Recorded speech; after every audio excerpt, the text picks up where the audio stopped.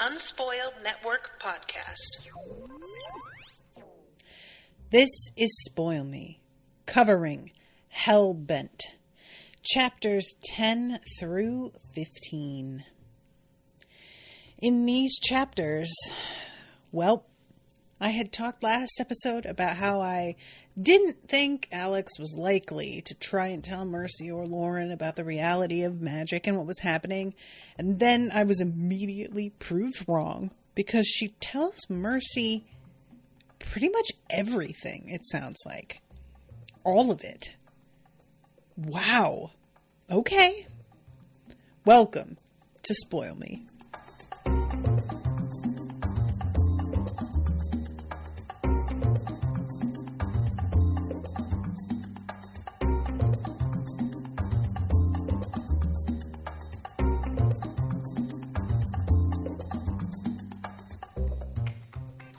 Welcome to the show, everyone. I am Natasha. Thank you very much to Joanna for commissioning this episode. I am so surprised, y'all. I'm not going to jump into it right away, but I just wanted to mention it in the intro because I was like, I said very much that I am fine either way. It can be done well in either direction, whether people keep their friends in the dark or not. But I just didn't really think this looked like it was going to shape up to be telling my friends everything, and I'm pretty interested in the fact that this took a bit of a juke left. So chapter 10, October, picks up from right after Alex went to the med school and saw the body with Turner. And she gets back to her dorm room and is glad that nobody's awake, so she doesn't have to explain why she's so late. And then after she gets into bed, this is such a weird, the transition when you're reading it feels really strange because it almost feels like as you're reading, did I miss something?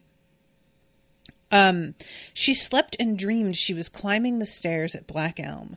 She entered the ballroom, slid past the barrier of the golden circle, its warmth a comfort, like slipping into a hot bath. Darlington was waiting for her. Alex didn't remember waking. One moment she was asleep and standing inside the circle of protection with Darlington. The next, she was alone beneath an autumn sky at the door to Black Elm. And I'm like, she's what? Hold on. And I'm thinking, of course, because, we haven't really had any sleepwalking type stuff from her, that maybe this is like a dream or the dream shifted really suddenly.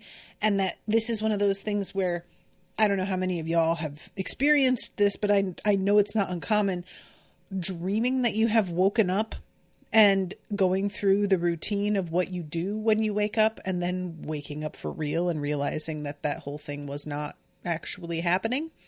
So I thought maybe she was dreaming that she woke up, which she also wonders. But then she looks at her feet and they're covered in mud and blood. So she walked in bare feet all the way to Black Elm. Now, I will be honest, I'm sure it's been mentioned how far that is, but walking in bare feet any further than maybe 1/16 of a mile outside, for me is a big no. Absolutely fucking not.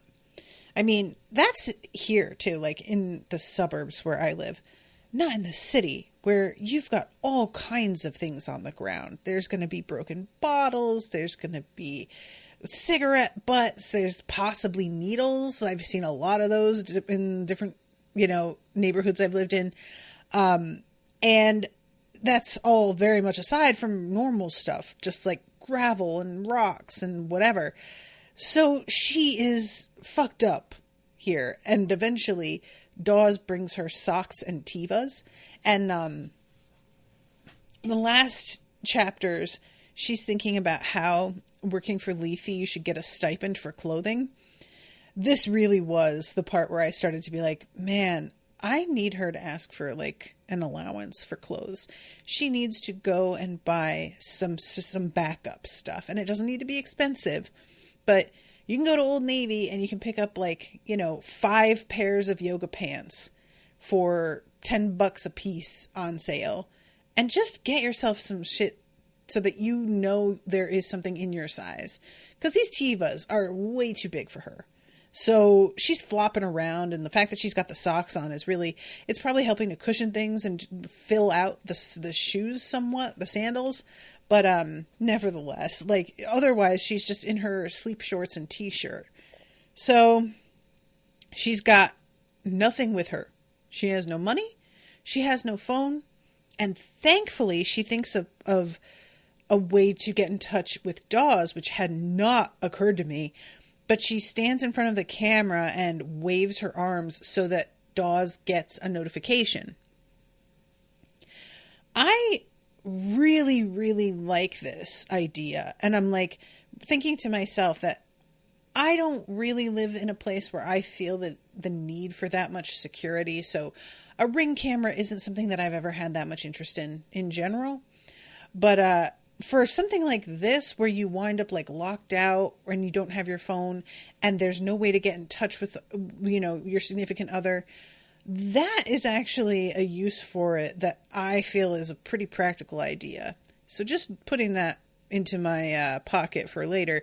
Also, guys, not to bring this down too much, but there is a video that I saw recently of a guy who is at this woman's front door, follows her up onto her front porch after she goes in with her dog, and she closes the door behind her and locks it, thank God, because he stands at the door trying to open it, and he pulls zip ties and gloves out of his pockets and tries the door several times, hangs out on the porch, goes to the windows and tries those.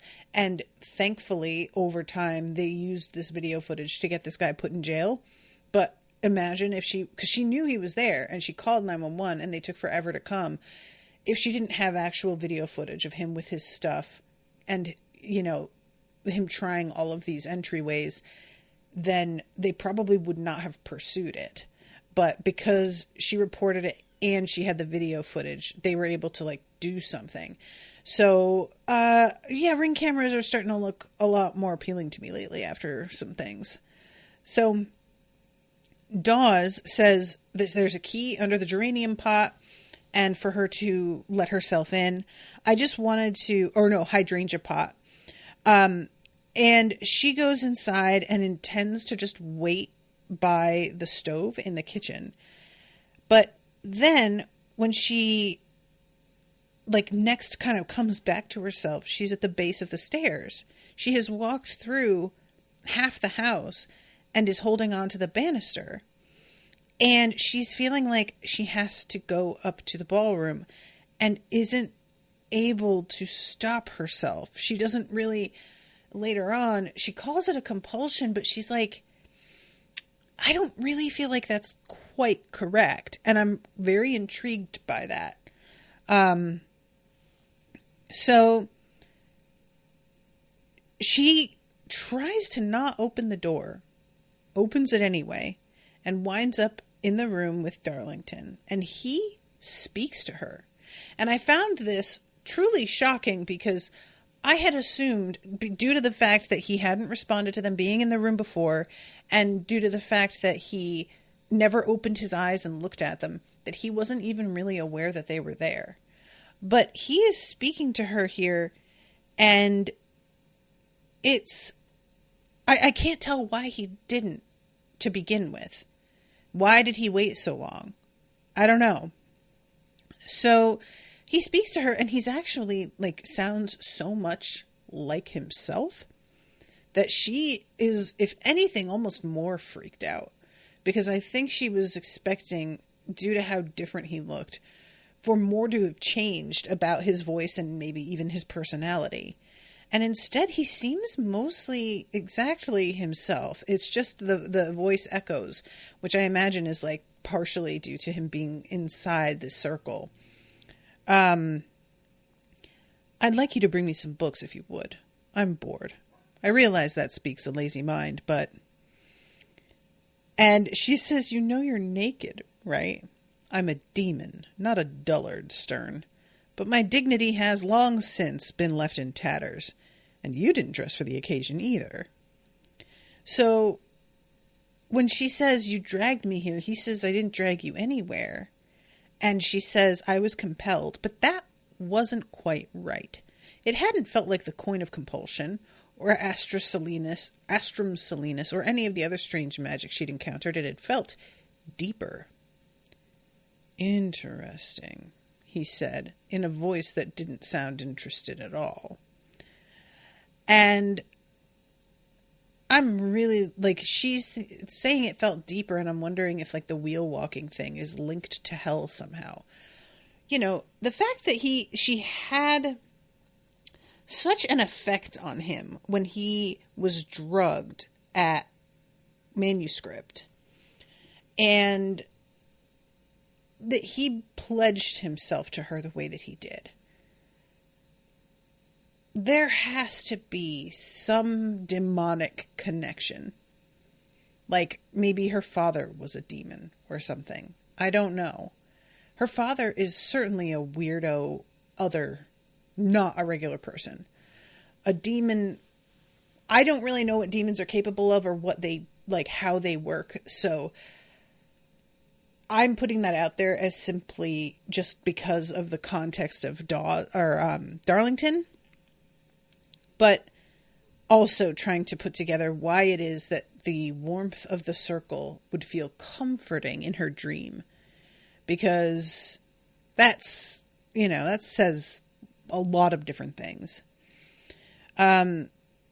So she goes and gets, a book on modernism and urban planning, a spiral-bound biography of Bertram Goodhue, and a paperback copy of Dog's Body by Diana Wynne Jones, which I have not read.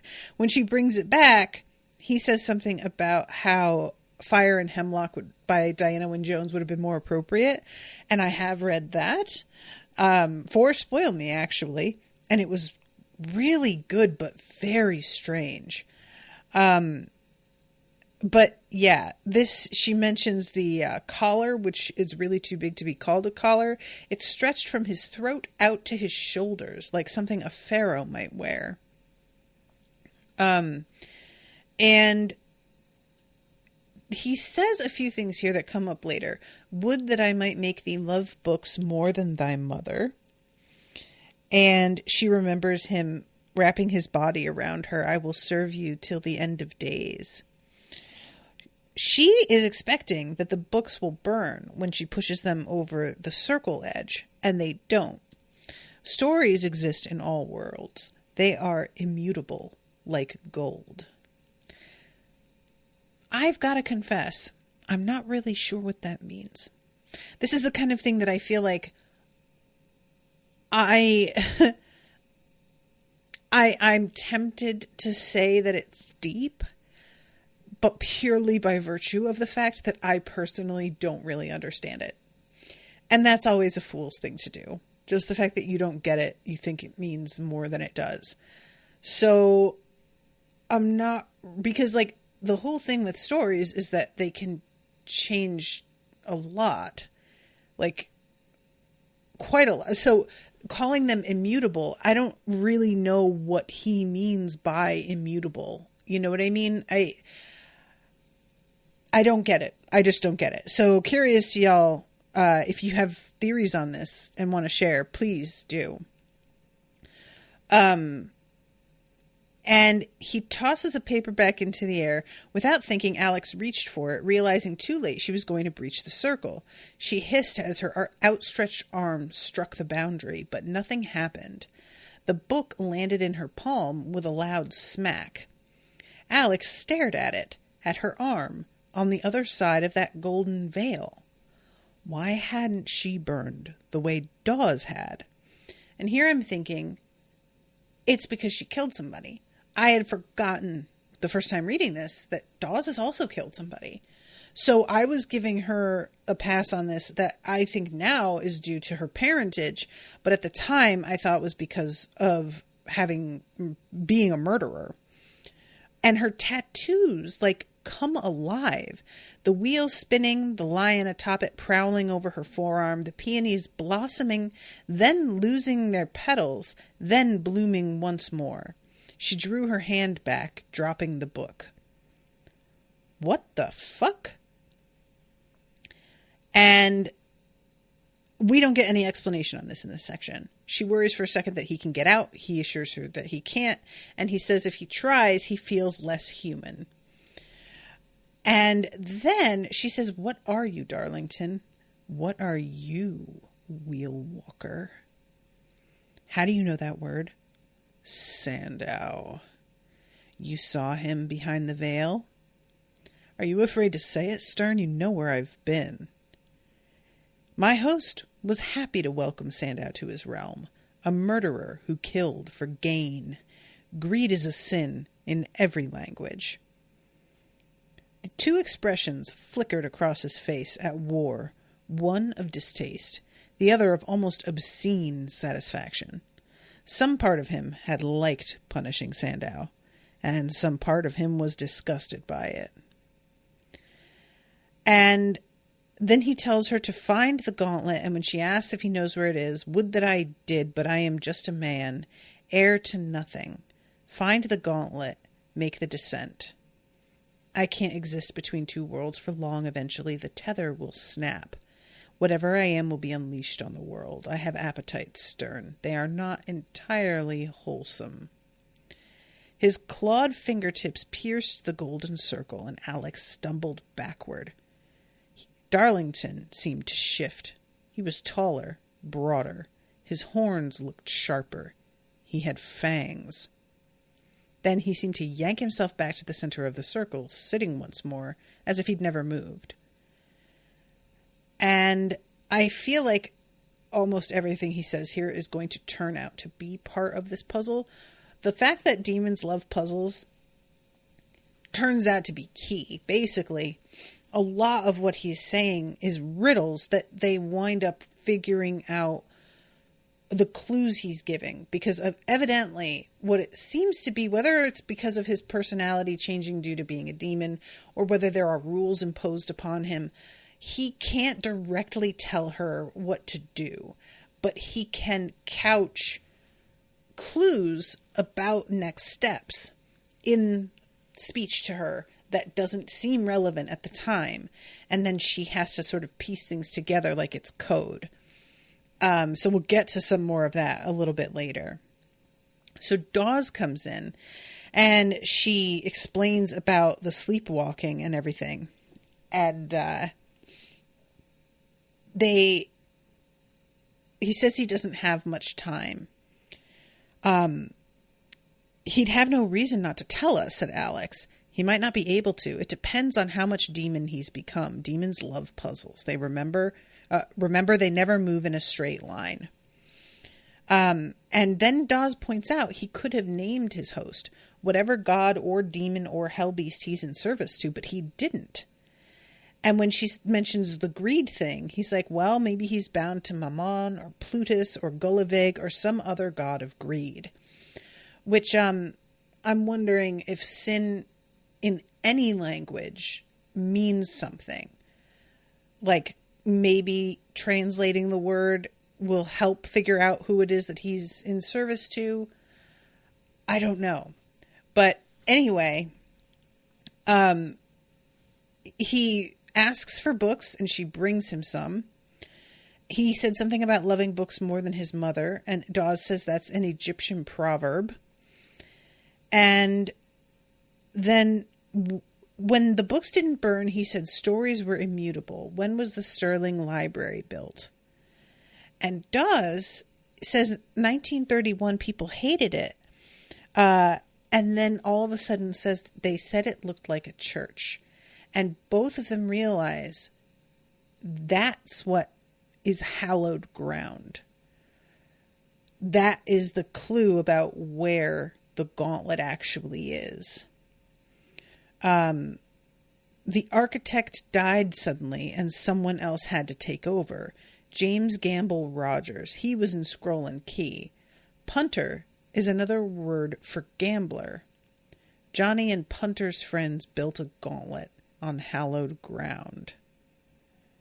So they're all of a sudden starting to put some stuff together. And would that I might make thee love books more than my mother is a quote that's on the building. So they've figured this out. Then we go to 11. Alex had intended to help research. She falls asleep. And when she wakes up, it's interesting. Ilbeth Stone seems to be responsible for her falling into this deep sleep. And she has talked with the house a little bit more. I'm very curious whether or not Dawes has the same close relationship with the house that Alex seems to have. Because Alex, it's like a real friendly sort of like back and forth, you know? So there's something really sweet about it that I'm hoping to see more development with. She gets a message from Dawes. Breakfast on the counter. Call me when you're up. Bad news. And she goes into the kitchen. Shit, she said, when she saw the plates of pancakes, the vat of scrambled eggs strewn with chives, heaps of bacon, hollandaise warm in its floured pitcher, and yes, a pile of strawberry scones. I'm sorry, what the fuck? I really miss the days of waking up and breakfast being figured out. Not that my mother ever made these kinds of spreads, really. But just knowing it was, like, taken care of. That's really it. And the idea of, like, being close with somebody who cooks when they're stressed and you wake up after a bad night and this is waiting for you. I can't emphasize enough how, like, much I wish that were a thing. I am so jealous. So deeply jealous. So, she eats. She takes some food with her. And she gets a message from Dawes. We need 4 murderers. And she texts back, should I get half a dozen to be safe? I'll stop at the store. And then Dawes calls her. And she says, if we get this wrong, I don't think we're coming back. I get it, Dawes, but we're in it now. And we save him, and if we can't save him, we stop him. What does that mean? Dawes asked. I'll see you at Sterling, Alex said and hung up. So Alex hasn't quite shared everything with Dawes about, like, potentially what's on the line for Darlington here. But I feel like she does by the end of this section. So she goes into her room and expects to find Mercy with a cup of tea reading. And instead, Michelle Alameddine is here. And she's been waiting not too long, but obviously Mercy is a little tense, doesn't know who this is. And she takes a walk with Michelle and eventually comes back and talks to Mercy. The conversation with Michelle, what it boils down to, is that Michelle has heard that they're attempting to open the portal to hell. She does not share with Michelle that they have successfully gotten some version of Darlington through. She has only heard, I think, about breaking the table in half, and I think that's all she knows. But she is also aware that they're attempting to find the gauntlet and is interested in the fact that they think they know where it is. However, Michelle does not want to help them. And what it comes down to for her is, I don't think you're thinking through how unlikely it is you're going to come back. And when Alex says, I've died before, Michelle shares her semicolon tattoo, which is a really popular symbol for having attempted suicide, because it's a semicolon works as like, it seems as if a sentence is over, but then it continues. And they are 2 separate thoughts, but it is all part of one sentence. So it's supposed to represent you trying to end your life, and that wasn't actually the end, and it continued, but it was a moment, you know, which I think is actually kind of beautiful. I really like the idea of the semicolon. I think it's just a really smart way to interpret it in a simple way. And she tells Alex, I don't remember the other side, but I do know it was hard to get through and come back. It was not easy. They don't want you to go visiting. That's not what the place is supposed to be. You are meant to go and stay. And trying to get back isn't for mortals. That's not what we do. And I really do like Alex. I'm the wheel walker, Alex wanted to say. It has to be me. Except not even she knew what that meant. It sounded foolish, childish. I'm special. I have a quest. When the truth was much closer to what Michelle had said. And of course Alex was just going to rush right at it. She was a cannonball. She wasn't good for much at rest, but give her a hard enough shove, let her build up enough momentum, and she'd punch a hole through anything. And she, overall, what it comes down to, Michelle admits that she was here on scholarship, that's probably why she appealed to Lethe, because they knew they would have something to hold over her and keep her in line, because she was stood to risk quite a lot and lose a lot. And then when Alex at one point says, I owe Darlington, Michelle simply says, I don't. And to be honest, out of everything, even her warnings that Alex might be losing her life, the I don't is the part that I feel causes Alex the most food for thought. That's the part that makes her seem to stop and go, well, there it is. And I don't know. I just appreciate it, especially considering how Alex is thinking earlier in the last chapter. You pay your debts, you fight for your own. The fact that she just doesn't see herself as owing anything is kind of the end of the story for her. Once she realizes that Michelle doesn't feel any debt, then, oh, okay. Well, now the fact that you don't really want to do anything makes slightly more sense to me, but I wasn't thinking about it in those terms, And let's see. Have you seen the plaque? George Douglas Miller was a bonesman. He had a whole plan for expanding the Skull and Bones tomb, building a dormitory. Those towers were from the old alumni hall. He ran out of money, or maybe ran out of will. She tapped a plaque at the base of the casement. It read, "The original part of Weir Hall, purchased by Yale University in 1917, was begun in 1911 by George Douglas Miller." But it was the second sentence that surprised Alex. In accordance with his wishes, this tablet has been erected to commemorate his only son, Samuel Miller, 1881 to 1883, who was born and died on these premises. I never noticed it, Michelle continued. I never knew about any of this until Darlington. I hope you bring him back, Alex, but just remember, Lethe doesn't care about people like you and me. No one is looking out for us but us. And I don't really know what the significance of this is supposed to be. The fact that she's pointing this out, it feels like the memorial to this child is the significance. But then I'm like, is it just the fact that Darlington caused her to stop and pay attention to it that she's referencing? And it's an interesting thing to say after kind of being like, I don't owe him anything. To then be like, well, here's something I wouldn't have noticed without him. I just felt like it was a bit of a mixed message, and I wasn't really sure what she was getting at here. Darlington would go to hell for me, for you, for anyone who needed saving. Alex, Michelle said, dusting off her skirt. He'd go to hell just to take notes on the climate. Alex hated the condescension in her voice, but Michelle wasn't wrong. Darlington had wanted to know everything, no matter the cost.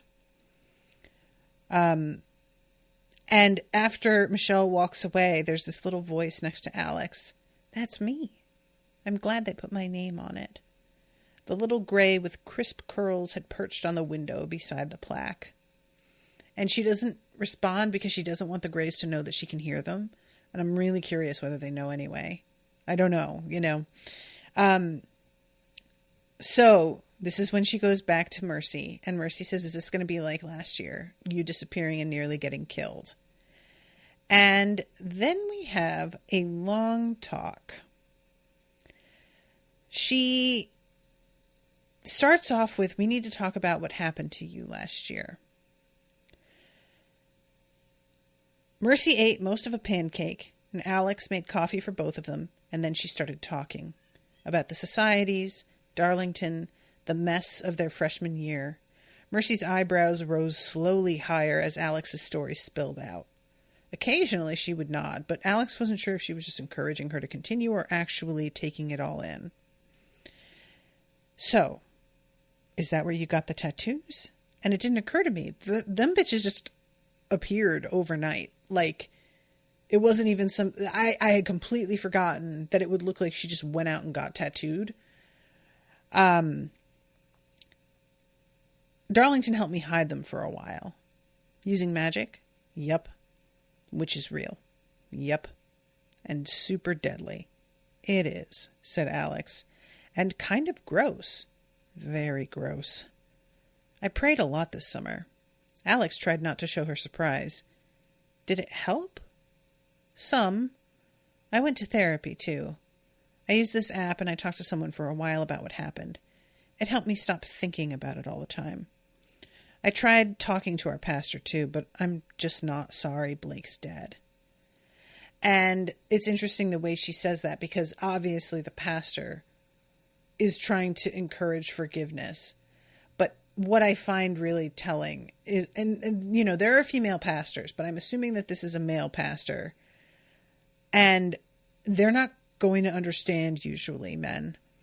And also the urge to forgive somebody for harming you. I much more understand if they didn't necessarily understand the harm they were doing. But for Blake, the harm was the point. That was the intent. He wanted to harm. That was what he liked. So I am not interested in forgiving a person like that. I'm just not.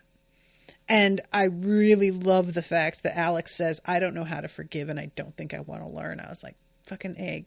Like, I'm not exactly the same. There are some people that I would forgive, but what Alex has gone through, I'm not really mad at her for this attitude. So she tells Mercy how she died. Or how Blake died, sorry. It's not just that I'm not sorry. Her voice was low, shaking, almost a growl. I'm glad he's dead. I'm glad he got to feel what it was like to be out of control, to be frightened. I'm glad he died scared. She looked up, her eyes full of tears. Why am I like this? Why am I still so angry? I don't know, said Alex, but I'm like that too. Ugh, this moment, you guys. This is the thing. I swear to God, I have been lucky enough to not have been assaulted. I say that. I've had dudes like in the street grab my ass and stuff, so I guess that counts. But I haven't had this kind of invasive assault. And I still feel a deep rage about it in general.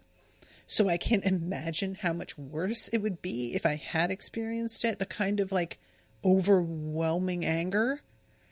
And I don't know how you like get past that, because the world doesn't lend itself to healing women who have gone through this. There is very little in the way of closure or justice or anything.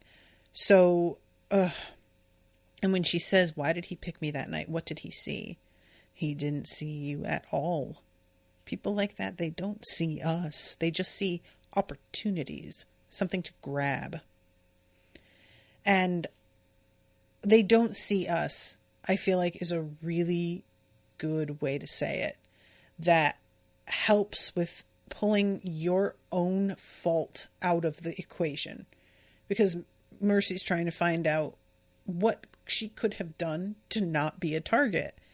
And what it comes down to, and what so many people fail to understand, is that you can do everything right and a person will still pick you, because it's not about you. Even though it feels like it's all about you. It feels like your body is the crime scene. So how can it not be about you? But that's what's so deeply fucked up about it, is that your body is the crime scene and it wasn't even about you. And that's so insulting and humiliating, that you were a tool for another person to do their own shit that had nothing to do with you. And it's just almost impossible to like actually come to terms with separating yourself out of it. It's your body. How can you? But also, that's not what the other person, they weren't involving you. They didn't see you as a human being or a person. That wasn't it for them. So we go to then chapter 12. And they had kept talking. Mercy asks Alex basically if she's like interested in Darlington, and that's why she's not dating. And says something about how he's one of the more beautiful people she's ever seen.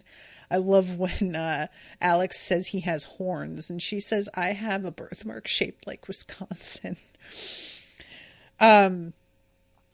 So let's see. Dawes was waiting at the entrance to Sterling, slouching by the sculptural slab of the women's table as if she might doze off any second. Alex felt an unwelcome rush of guilt. Dawes wasn't made for this kind of work. She was supposed to stay safe at Ilbaston, tending to her thesis like a slow-growing garden. She was support staff, an indoor cat. Their ritual at Scroll and Key had been well outside her comfort zone, and it hadn't exactly rewarded either of them with a feeling of accomplishment. Now, Dawes looked almost like she'd been roughed up. She had dark smudges beneath her eyes from lack of sleep, her hair was unwashed, and Alex was fairly certain she was still in the clothes she'd worn last night, though with Dawes it could be tough to be sure. And basically, Dawes' report is, I have not been able to find a ritual for getting through the gauntlet because these are not on record because everybody failed. And so folks tried to hide all of the results. So people went crazy, or they just disappeared, or they died in horrific ways. It's possible a gauntlet was responsible for the destruction of Thonis. Do not know what that means. It's not ringing a bell, so I don't know if it's a reference to something that we had heard earlier in this chapter or in these books, or if this is like some really famous historical thing that I'm just too ignorant to know about. But if anybody wants to fill me in, please go ahead. And finally, Alex is like, do you want to stop and not do this? And Dawes says it's not that simple. And Alex is like, yeah, it is, though. That's what it comes down to. Either you want to not do this or you want to do it. One of the two. And Alex says the ritual starts with us being buried alive, which I'm like, I would absolutely need to know what the ritual, like the next step is. What is after that? What? Like, I would have so many more questions, but Alex transitions from the ritual itself to, well, how about we just research and we don't have to commit to doing anything, which calms Dawes down immediately. And let's see. Okay, so there are 8 scribes, all from different parts of the world. The more recent civilizations are on the right: Mayan, Chinese, Greek, Arabic. There's the Athenian owl, and on the left, the 4 ancient scribes: Cro-Magnon cave drawings, Syrian inscription from the library at Nineveh. The Hebrew is from Psalms, and the Egyptians, the hieroglyphs, were chosen by Dr. Ludlow's Seguin Bull. I don't know if I'm saying that right. Dr. Bull was a locksmith. He was a member of Scroll and Key. He started out studying law, but then switched to Egyptology. We'll have to wake the gauntlet by anointing the first passage with blood. And when she asks how big the place is and like where they start, Dawes tells her it's 4,000 square feet and every inch of it is covered in stonework and stained glass. Each room was themed, even the lunchroom. There's a carved bucket and mop above the janitor's closet. That is honestly kind of amazing. They pulled from everything for the decoration. Medieval manuscripts, Aesop's fables, the Ars Moriendi. And then she suddenly stops. Ars Moriendi literally means the art of dying. They were instructions on how to die. And Dawes has to kind of be centered again with the it's just research. So let's see. Sterling's money paid for all of it. There's a labyrinth in the courtyard. It's supposed to encourage meditation, but maybe it's really meant to be a maze? A puzzle to trap any interested demons. Dawes nodded. Sterling didn't have children. He never married. He lived with a friend for 40 years. And of course, oh my God, they were roommates. They were not roommates, reader. So what's the next step? So Darlington didn't allude to just any scribe to lead us to Sterling. He quoted the Egyptian. There are 2 rooms with stained glass windows referencing the Egyptian Book of the Dead. Dawes, what if the next step is right in front of us? That's Mary, right? Mother Mary? Dawes blinked, staring at the mural and the golden-haired, white-gowned woman at its center. It's not Mary. It's called Alma Mater, Nourishing Mother. They took off at a brisk walk. I understand the would that I might make thee love books more than thy mother, but I don't understand exactly how this links up. They make some jumps here, I think, that I appreciate the author not wanting to spoon feed me so completely, but I would have appreciated a little bit more because I don't feel like I get what's happening here. Like, that's the mural, but so Alex goes up to it. There were 8 figures gathered around her. 8 figures, 8 houses of the Vale seemed like a reach. And let's see, literature is pointing to the left, but light and truth are facing right to the tree. Above Alma Mater's head, amid the arches of a building that might well be a library, were the branches of a tree, perfectly echoed in stone over the archway to their right. Another entrance, maybe another step in the gauntlet. And there's a quote here, "There's studious, let me sit and hold high converse with the mighty dead." Book and Snake use that at the start of their rituals. Dawes, look. The arch beneath the Tree of Knowledge led into a corridor. There were glass display cases on the left, and on the right a series of windows emblazoned with yellow and blue stained glass. Each column between them was decorated with a stone grotesque. Students bent over books. Most were playful. Some kid drinking a jug of beer, looking at a centerfold instead of his work. Another listening to music, another sleeping. One of the books read, "You are a joke."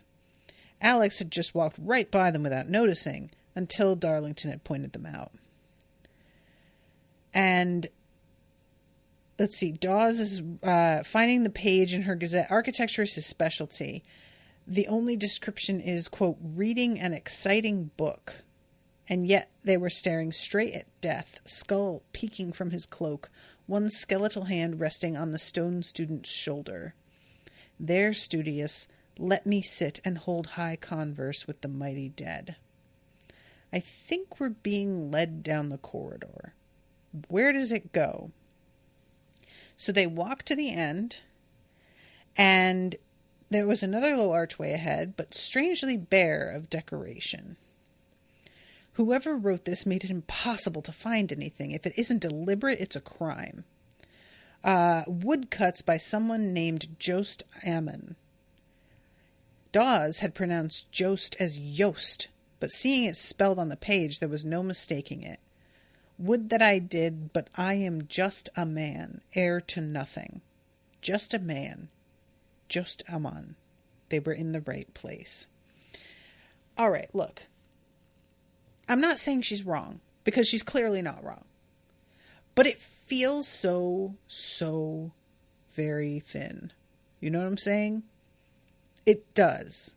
Like, I'm willing to trust her. I'm okay with this. But, yeah. Ooh, you know?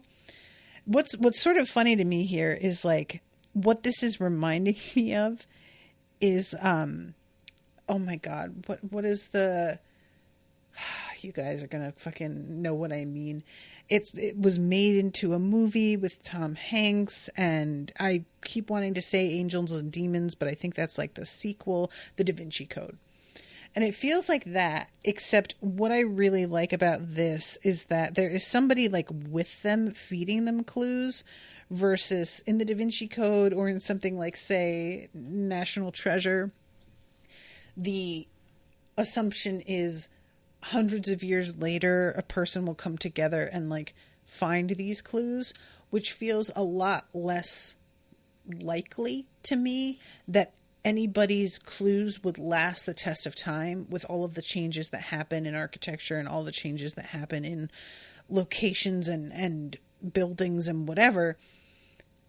I wouldn't believe those clues would be untouched and unchanged and still apply after being set in place so much earlier. But what's working for me here is that Darlington is somebody who knows the campus so well that he is giving them the clues himself in real time, basically. So he can adapt the clues exactly. And it's just a really interesting thing how this being this thin, if it were set up in the way of a Da Vinci Code, I would not really buy it. But because of the way it's actually happening, I'm like, all right, I'm going to give you a pass, even though this does feel patchy. So let's see. Where do these doors go? This one goes to the courtyard. That one goes to a bunch of offices. And finally, Dawes said, in the records of the gauntlets I could find, 4 pilgrims enter together. The soldier, the scholar, the priest, and the prince. They make a circuit, each locating a doorway and taking up their posts. The soldier is the last and completes the circuit on his or her own. Okay. At first I thought, well, there are 4 doors that lead out into the cell and courtyard, one at each corner. I thought maybe the clues were leading us around the courtyard. But there's no way to complete the circuit without leaving the building. I don't know. I don't even know what comes next. Darlington would, but if we figured it out, 4 murderers, 4 pilgrims, we're running out of time to find them. I think our best chance is to perform the ritual on Halloween. And so Alex is like, oh, cool. Okay, cool. Yeah. So we're just going to break all the rules. That's what's happening, because there's not supposed to be any rituals on Halloween. And Dawes says, I think that we have to. So rituals work best at times of portent. Samhain is supposed to be the time that doors open to the underworld. And just overall, they're like not sure who they're going to find. Eventually, Alex comes up with the idea of asking Turner. Now, if we're going with the priest, the scholar, the prince, and the soldier, obviously Dawes would be a scholar. The priest, I think, is Alex. The soldier would be Turner. The prince? I mean, I don't know what to think. Darlington is the one that comes to mind for Prince. If it's not him, I don't know who they would pull to fill that role, and who they would know that had killed somebody as well, you know, like, so let's see. She gets a call here. This is when she gets a call from Turner about a second murder. And they the situation with this body isn't the same. It's a really, I expected this to be like another quick aging thing. Dean Beekman was the victim here. Let's see. I'm trying to find the description of the body itself, because there's a description of how much more fuss is being made over his death in general. Here it is. The professor was on his back, as if he'd been sitting in the chair and it had simply fallen backward. His legs were still hooked over the seat. One of his shoes had fallen off, and the lamp beside him had been tipped over. He looked silly, almost cartoonish, with his feet up in the air that way, and Alex wished there weren't so many people around to see it. Stupid. What did Dean Beekman care now? He was one of the professors everyone knew. He wore a tweed bucket hat and a Morse scarf and rode his bike everywhere on campus, the bells jingling merrily as he waved to students. He was called Beaky, and his lectures were always packed, his seminars legendary. He also seemed to know everyone interesting who had ever gone to Yale, and he'd brought a slew of famous actors and authors to tea at Morse. No one had said a word about Marjorie Stephen in the days since she'd been found dead. Alex doubted anyone but the professor's students and colleagues at the Department of Psychiatry knew she'd passed, but this was going to be something entirely different. His eyes were open, but they didn't have the same milky cast Alex remembered from the first crime scene. His mouth was open, his expression startled, but still genial, as if greeting a friend who had appeared unexpectedly at his door. And Turner tells her that his neck is broken, which is really interesting. I want to know how that break happened. Like, does it seem like it was from strangulation? Does it seem like it was from a strike? I mean, you know? And on the desk is a paper that says, "Bewray not him that wandereth," which is also from the Bible. It completes the line we found with Professor Stephen. "Hide the outcasts, bewray not him that wandereth." And Alex is looking at this and she's like, this just feels really... And Turner finishes with theatrical. And they're thinking that somebody either thinks this is kind of funny, or they want people to think that they're off their rocker when they're actually not. The whole thing just feels like it doesn't make sense. Like the Bible quotes don't go with the energy of the scenes. And all of this is obviously, Turner's like, just tell me that this isn't spooky and I will let you go and you won't have to think about this anymore. And Alex is like, yeah, I really wish I could, bud, but there's obviously something fucking weird happening here. So sorry. And then she asks, Turner, you ever kill someone? What kind of question is that? So yes, it's none of your goddamn business. And this is when she asks him to come with her. So we get a little bit of a look in chapter 14 at the description of like how different the energy surrounding this murder is in comparison to Tara's death. And the fact that there is real grief happening here and real fear.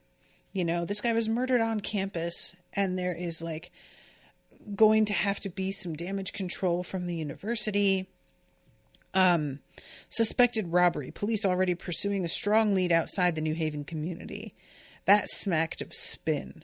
Don't worry, parents. This isn't a Yale crime. It isn't even a New Haven crime. No need to pack your children off to Cambridge.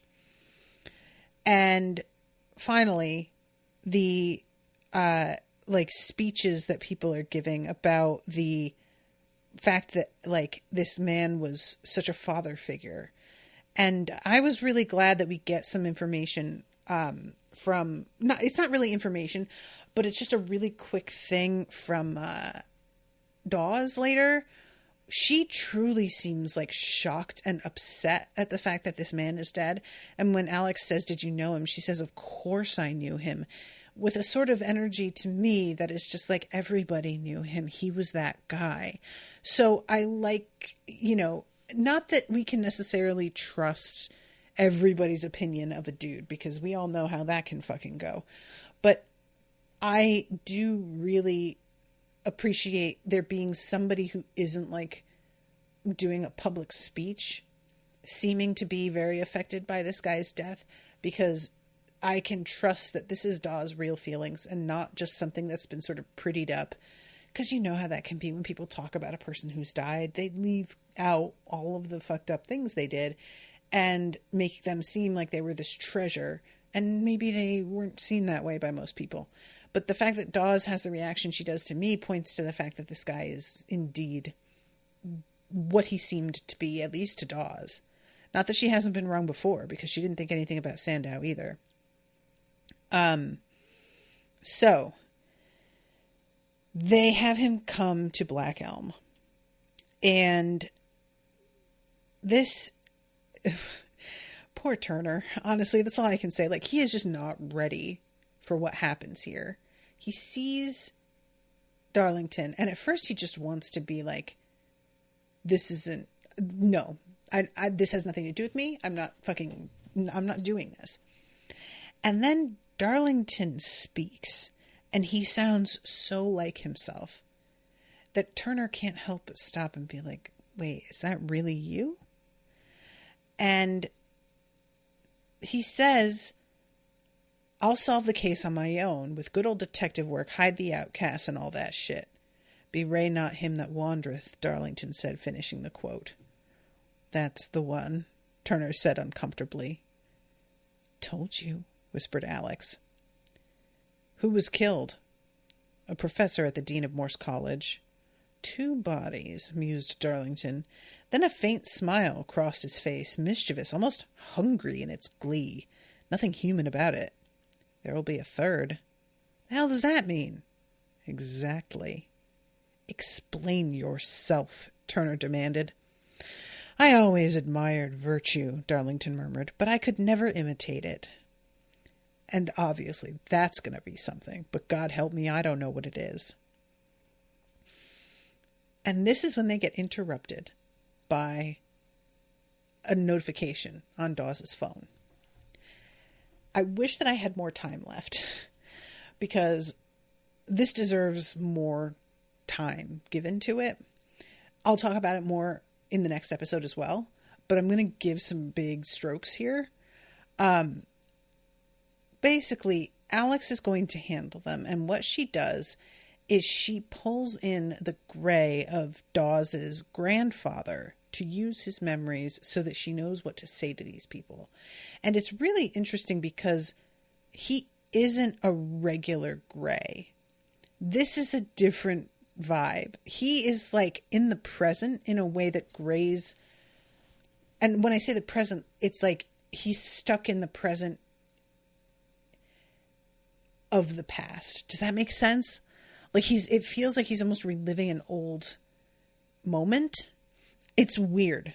But yeah, she pulls him into her and she sees all of these memories of when the house was like alive and beautiful and everything that he went through, how it was for him growing up.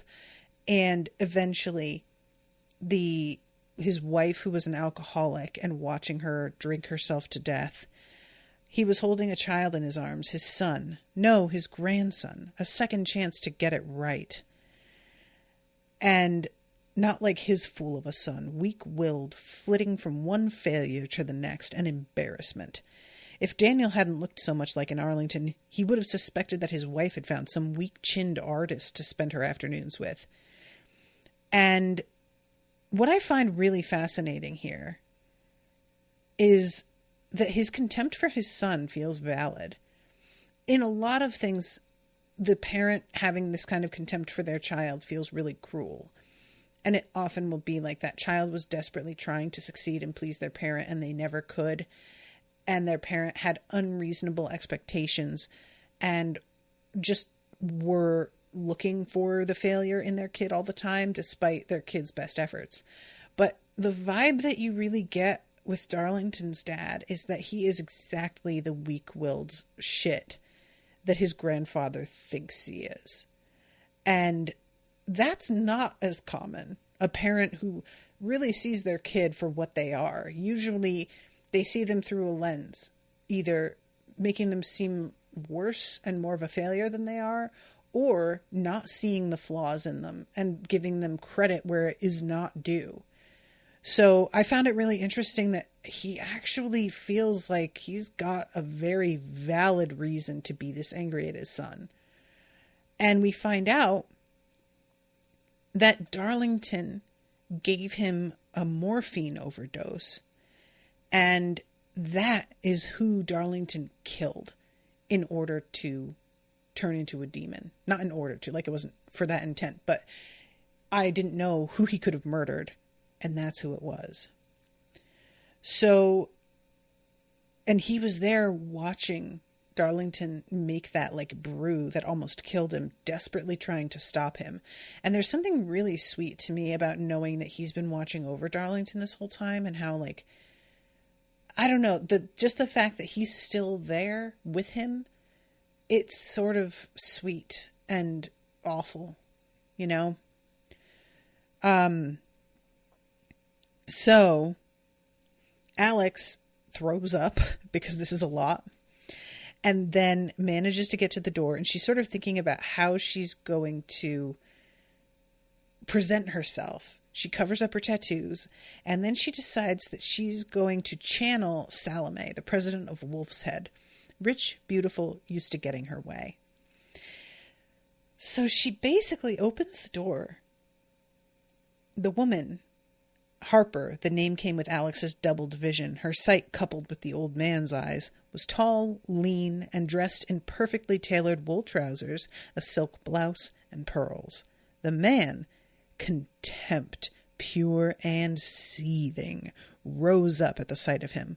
He looked so much like Daniel, Darlington, so much like me, and yet he looked nothing like any of them.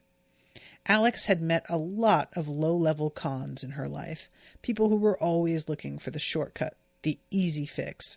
They were perfect marks. So,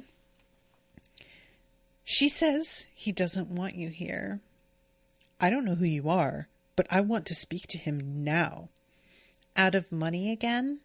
Get out of my way. Or what? This isn't your house. I'm happy to call the police and let them sort it out. I think there's been some kind of misunderstanding. We always hear from Danny on holidays, and he always takes our calls. He's in Spain, and he's seeing a therapist now, setting boundaries. You should think about that. Come on, Daniel, this little bitch is high on her own power. When we return, it will be with a letter from our attorney. And I'm like, will it? What the fuck are you going to... That's nothing. You've got nothing. What are you talking about? This isn't your house. It's not your house. That's the end of it. Bye. Daniel wagged his finger in her face, trying to get some of his own back. That's exactly right. You really have no business. Run home, you weakling. The words came out as a snarl, deep, grizzled. That wasn't Alex's voice, and she knew Darlington's father wasn't seeing her face anymore either. You held me hostage in my own house, you sniveling shit. And he almost falls to his knees, and she has to shove the grandfather Gray back, and just waits for him to collect himself, and then says bye-bye and closes the door in his face. And after she shoves him out, she says that was a one-time ride. Don't think about trying to hijack this particular train again. Where's Danny? The old man growled. Alex ignored him and marched back to Dawes and Turner. I am desperate to see how much of that they witnessed and what they think of it, if anything. And also, I'm wondering now if it was Daniel's parents, Darlington's parents, that are in the basement dead. That's the only thing I can think of. It's not a requirement that it be somebody that we've met earlier, but it feels like it. Usually these things sort of run in, what's the word I want to say? That what happens later is in direct relation to something that's been set up. So I'm thinking they're dead for some reason. Why?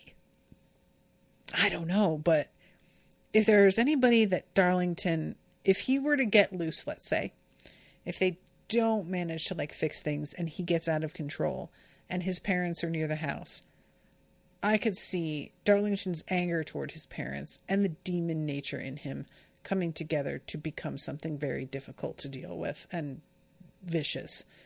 So we'll see. But yeah, very, very curious. All right, I'm over time. I really have to go. But thank you guys all for listening. Thank you, Joanna, so much for commissioning this. Appreciate you a lot.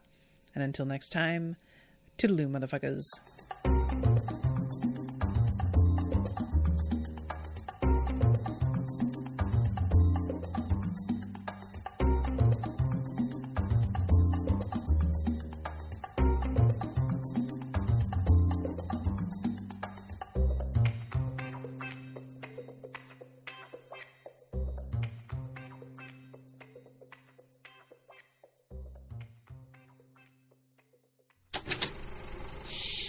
That was an Unspoiled Network podcast.